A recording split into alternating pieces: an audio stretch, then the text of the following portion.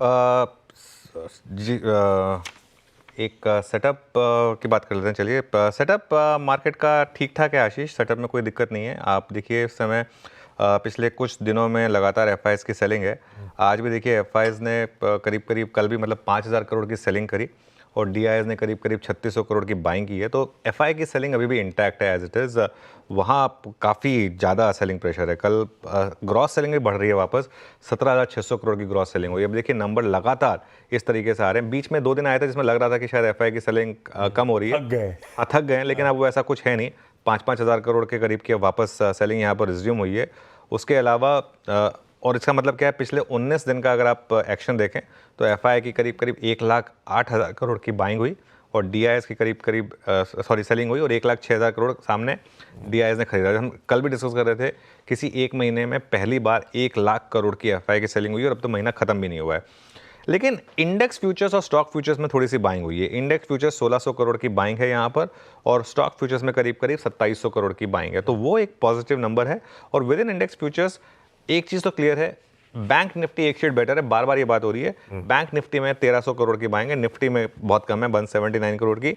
और अगर आप वो टेबल देखेंगे ना, पिछले 5-6 दिन से रोज एफआईज एटलीस्ट बैंक निफ्टी का फ्यूचर बाय कर रहे हैं, लेकिन बैंक निफ्टी भी चल नहीं रहा है। ऐसा नहीं है कि बैंक निफ्टी कोई बहुत ज़्यादा चल रहा है, वो बार बार 100 डे एक्सपोनेंशियल मूविंग एवरेज को टेस्ट कर रहा है। कल भी बैंक निफ्टी में इंटरडे में बड़ी रैली हुई, लेकिन वो रैली टिक नहीं पाई। अगर आप देखें बैंक निफ्टी, हाँ डे लो पर नहीं बंद हुआ, लेकिन डे हाई पर नहीं टिक पाया। 51,780 का हाई लगा के 51,530 पर हम बंद हुए।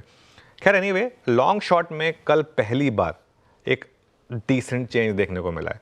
कल 10,700 लॉन्ग ऐड हुए हैं और 12,000 शॉर्ट कवर हुए हैं यहाँ पर। तो ये कुल मिलाकर नेट नेट 22,000 कॉन्ट्रैक्ट का फर्क है। और अब देखिए पहली बार, अब दिक्कत क्या है ना, वो गिरा इस तरीके से कि वो हल्का सा बाउंस आपको नजर नहीं आएगा, लेकिन उसको मैग्नीफाइंग ग्लास से देखेंगे तो समझ में आएगा कि थोड़ा सा तो बढ़ा है।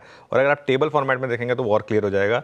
हम 1,70,000 नेट शॉर्ट तक पहुंच गए थे, अब हम 1,47,000 पर आए। तो 27 सितंबर के बाद पहली बार 10,000 से ज़्यादा लॉन्ग जुड़े और पहली बार 11,000 से ज़्यादा शॉर्ट कवर हुए 27 सितंबर के बाद। 27 सितंबर एक्सपायरी के आसपास थे हम। तो वो इंटरेस्टिंग है। जैसे मैं कह रहा हूँ, टेबल में देखिए आप 1,70,000 शॉर्ट से अब 1,47,000 शॉर्ट पर आए। 32.6% लॉन्ग वाले अब हम 35% लॉन्ग पर आ गए। तो ये मामला फिर भी थोड़ा ठीक ठाक है। ऑप्शंस के आंकड़ों में कुछ बहुत ज़्यादा है नहीं। इंडिया विक्स थोड़ा सा कूल ऑफ होना शुरू हुआ है, 14 पे है, अब 4.5% गिरा और पुट कॉल रेशो 1 पर आ गया। ये थोड़ा सा दिक्कत का मामला है कि मार्केट चले बिना पुट कॉल रेशो बढ़ गया, 0.79 से 1 पर आ गया। बैन की जहाँ तक बात है, कल एस्कॉर्ट्स की ज़बरदस्त पिटाई हुई तो एस्कॉर्ट्स बैन में ऐड हो गया, लेकिन बिरला सॉफ्ट और जीएनएफसी बैन से बाहर आ गए। तो ये एक अच्छी चीज़ है कि बैन की जो लिस्ट है वो अब गिरकर सिंगल डिजिट में आ गई है। करीब अब सिर्फ 9 स्टॉक्स बैन में रह गए। तो setup first science of short covering setup पर, लेकिन कैश की बाइंग ज़रूरी होती है मार्केट चलाने के लिए। देखिए शॉर्ट कवरिंग की रैली जो होती है ना, वो पावरफुल होती है, लेकिन वो टिकती नहीं है। मार्केट की रैली चलाने के लिए कैश मार्केट की बाइंग और सेंटिमेंट का इंप्रूव होना ज़रूरी होता है। जब तक वो नहीं होगा तब तक ट्रेंड का बदलना थोड़ा सा मुश्किल हो जाता है। तो वही फॉलो अप सवाल फिर आपने वैसे अपफ्रंट क्लियर कर दिया कि जब तक वो टेक्सचर क्लियरली अभी भी सेल ऑन रैलीज का है, पर सेटअप में ऐसा लग रहा है कुछ पॉजिटिव्स विजिबल है। कब कॉल लें हम लोग, क्या क्या देखें जब ये डिसाइसिव पता चले कि ये ट्रेंड अब बदल रहा है? बिल्कुल, देखिए ये अब इंटरेस्टिंग सवाल है। इसका कोई एक जवाब नहीं होता है, लेकिन कुछ फैक्टर्स होते हैं जिनसे हमको ये पता चलता है कि ट्रेंड चेंज हो रहा है या नहीं हो रहा है। ठीक है, वो फैक्टर्स, अच्छा वो फैक्टर्स ज़रूरी नहीं कि सारे एक साथ आएँ। कभी एक आ जाता है, कभी दूसरा आ जाता है, कभी तीसरा आ जाता है, कभी सारे एक साथ आ जाते हैं। निफ्टी में अगर गैप डाउन हो और हम डे हाई पर बंद हो, सबसे बड़ा जो इंडिकेटर होता है वो ये होता है, वो उस दिन मार्केट का एक समझा जाता है कि हार्ड बॉटम। मार्केट में देखिए जब भी ट्रेंड बदलता है ना, वो या तो अच्छी खबर पर टॉप बनता है या खराब खबर पर बॉटम बनता है मार्केट में। वो सबसे बड़ा फैक्टर वो होता है। तो किसी दिन अगर बड़ा गैप डाउन हो मार्केट में, हम सुबह उठे हैं 200-250 पॉइंट का गैप डाउन हो और मार्केट उस दिन जैसे डीमॉन वाले दिन हुआ था, या जैसे वो यूएस प्रेसिडेंशियल इलेक्शन वाले दिन हो, ब्रेक्जिट वाले दिन हुआ था, जैसे ऐसा कुछ हो, ठीक है, तो अगर गैप डाउन हो और हम डे हाई पर बंद हो या किसी खराब खबर पर हम डे हाई पर बंद हो, ये एक बहुत बड़ा फैक्टर होता है मार्केट में ये डिसाइड करने के लिए कि हाँ ट्रेंड चेंज हो रहा है या नहीं हो रहा है। या फिर एडवांस डिक्लाइन आपका, जैसे परसों का एडवांस डिक्लाइन था, अब अगर हमें कल फॉलो थ्रू मिल जाता उसका, परसों के एडवांस डिक्लाइन का कल हमको फॉलो थ्रू मिल जाता, कल ये 1500 बढ़ने वाले होते, 900 गिरने वाले होते, या 1200 बढ़ने वाले होते, 1000 गिरने वाले होते, बेसिकली 1:1 या उससे बेटर का एडवांस डिक्लाइन 3 से 4 दिन तक अगर रहे, तो उससे एक ये क्लैरिटी बनती है कि हाँ, थोड़ा सा लोअर लेवल पर एटलीस्ट आप स्टॉक्स बाय कर रहे हैं, इंडेक्स में भले ही ना रिफ्लेक्ट हो रहा हो, लेकिन आप स्टॉक्स बाय कर रहे हैं। या फिर एक और बहुत बड़ा साइन होता है, प्रमोटर्स बाय करना शुरू कर देते हैं। अब तक तो देखिए अभी भी QIPs आ रहे हैं, अभी भी ब्लॉक डील्स हो रही हैं, अभी भी प्रमोटर माल छोड़ ही रहे हैं, बड़े बड़े IPOs आ रहे हैं, आज भी एक बड़ा IPO खुल रहा है वो एफकॉन्स का। तो अभी जब तक ये रहेगा तब तक थोड़ा सा दिक्कत। हाँ, अब जैसे आए मामला कि ब्लॉक डील में एक प्रमोटर ने माल खरीदा है, या फिर एक आया कि प्रमोटर प्रेफरेंशियल अलॉटमेंट में खुद स्टॉक ले रहा है, मेरे ख्याल से हम ज़्यादा दूर नहीं है उससे, क्योंकि जिस तरीके से स्टॉक्स गिरे हैं खासतौर से ब्रॉडर मार्केट में, जब वो शुरू हो तो एक साइन होता है। या फिर मार्केट में 3-4 दिन वायलेंस रहे। वायलेंस से मेरा क्या मतलब है, मैं बोलना भी ना खत्म करूं कि निफ्टी में 100 पॉइंट की गिरावट है और निफ्टी वापस 100 पॉइंट रिकवर हो जाए, या मैं बोलना भी ना खत्म करूं कि निफ्टी 100 पॉइंट रिकवर कर रहा है, वापस वो 100 पॉइंट गिर जाए। वो कई बार ऐसे फेजेस आते हैं। वो जब वायलेंस आएगी ना मार्केट में, वो एक और साइन होता है कि हम ट्रेंड चेंज के करीब हैं। तो ये स्क्रीन बता देती है, अभी तो स्क्रीन ने ऐसा कोई इंडिकेशन नहीं दिया। बिल्कुल ठीक है, अभी कोई इंडिकेशन नहीं है, तो जंप ना करें कंक्लूजन की तरफ, पहले स्क्रीन कुछ कहे तब वो कॉल लीजिएगा। खैर, निफ्टी कल का स्क्रीन पर आएगा, खुलते ही बेचने का मन टेक्सचर सेल ऑन रैलीज का बना हुआ है। जस का तस, जब तक वो कमा के दे रहा है तब तक एंजॉय करिए। और ये भी बात हुई थी, दिन ऐसा है कि दोनों तरफ के मूव्स आपको स्क्रीन पे देखने को मिल सकते हैं। देखिए आपकी स्क्रीन पे चार्ट, फ्रेश अप्रोच कर लेके चलें। आपने सब समझा दिया, ग्लोब से लेकर सेटअप से लेकर क्या क्या देखना चाहिए निफ्टी पर, लेकिन आज के ट्रेडिंग सेशन के लिए क्या लेवल्स वॉच आउट करने और क्या अप्रोच रखें? देखिए आशीष, अप्रोच तो वही है जो कल भी थी। बेसिक अप्रोच ये रहेगी कि दोनों तरफ की ट्रेड्स के लिए तैयार हैं। कुछ टाइम तक इस मार्केट में आप इंट्राडे ट्रेड्स लें, पोजिशनली शॉर्ट रहें। ये मेरी अप्रोच है पिछले 3-4 दिन से कि पोजिशनली शॉर्ट रहें और इंट्राडे में ट्रेड करें। बड़ा ट्रेंड क्योंकि इस मार्केट का सेल ऑन रैली का है। अच्छा, आज फ्राइडे है, तो फ्राइडे में थोड़ी शॉर्ट कवरिंग पॉसिबल है। वो क्यों?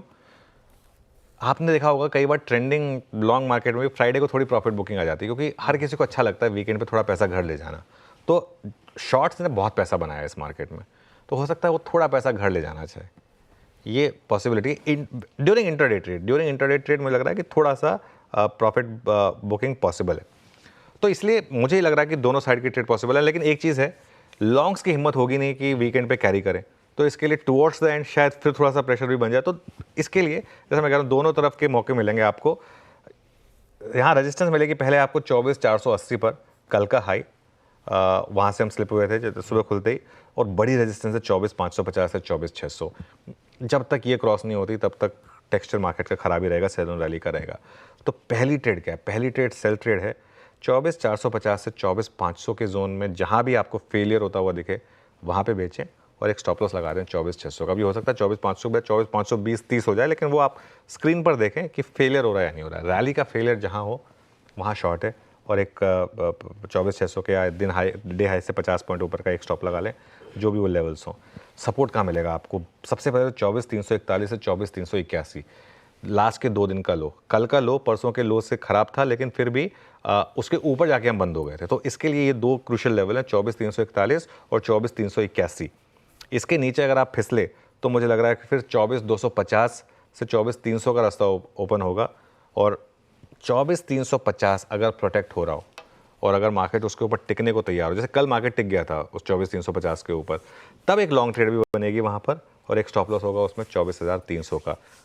अगर तो आप नहीं कर सकते दोनों साइड की ट्रेड, तो कुछ टाइम के लिए ट्रेडिंग से दूर रहें और सिर्फ इन्वेस्टमेंट पर फोकस करें। बिल्कुल ठीक। ये है निफ्टी 50 का आज फ्राइडे का अप्रोच। निफ्टी बैंक, बार बार चर्चा होती रही इस पूरे हफ्ते कई बार कि एक शेड बेहतर है, एक पायदान बेहतर है। कल दिन भर यही वो पॉकेट थी जो आउट परफॉर्म कर भी रही थी।